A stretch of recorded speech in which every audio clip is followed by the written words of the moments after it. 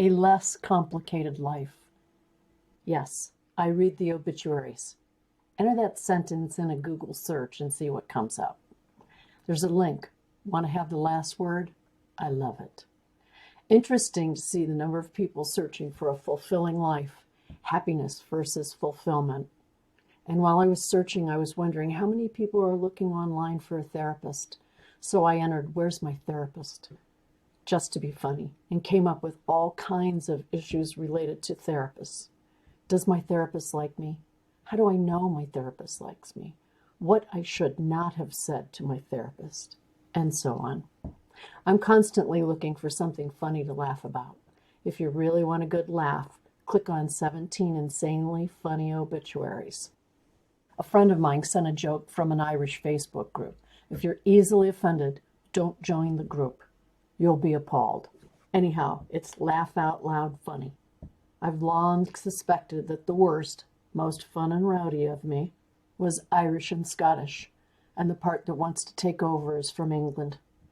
I read the obituaries, I confess. I always have. Why do I do that? The joke is always I want to see if my name's there, but that's not really why. I lost friends very early in life, and I'm thinking that's probably when I began reading obituaries. Today I look for something interesting, like a large family. Where did they come from? Their journey. How and when did they come to America? What kind of work did they do? What church did they attend? What did the family have to say? I think about the era they were born into and why or how they ended up in Ohio. Sometimes you see more than one obituary for the same individual, written by two different family members, like, say, the first wife or the second wife and or the girlfriend. Or maybe the first set of kids and the second set of kids.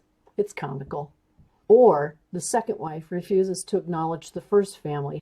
Hence, the obituary says there are 4 more adult boys and 3 more adult girls.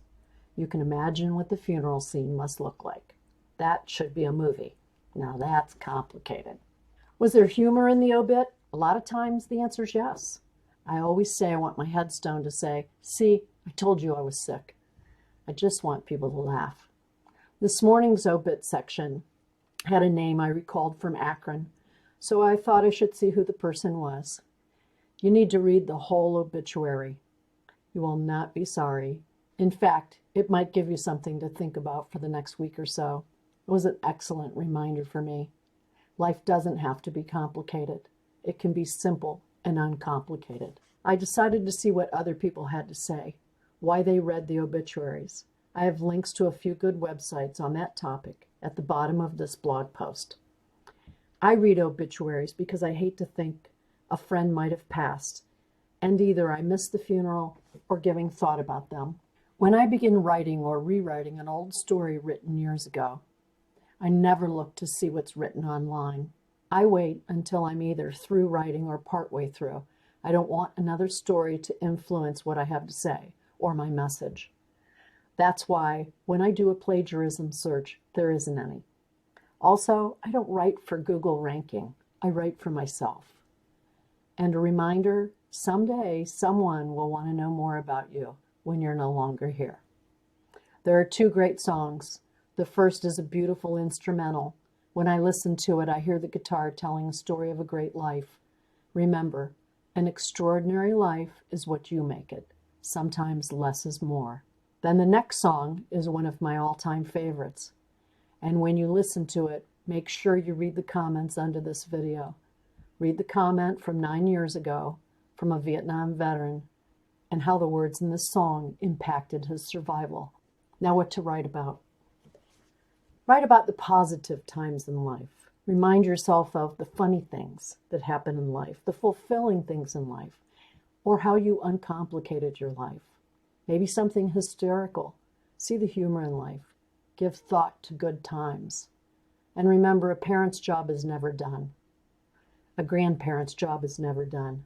Tell that story. As an older parent, you might stop giving unwanted advice. Still, your story should be something you impart, food for thought. Little pieces of the moral to the story. Maybe a simple story on how Mr. and Mrs. So-and-so made it through life, how they stayed married, or gave back to the community. why doing the right thing will save you a lot of trouble, why raising your children right to begin with and giving support will help them, and you avoid a lot of misery and long-term damage.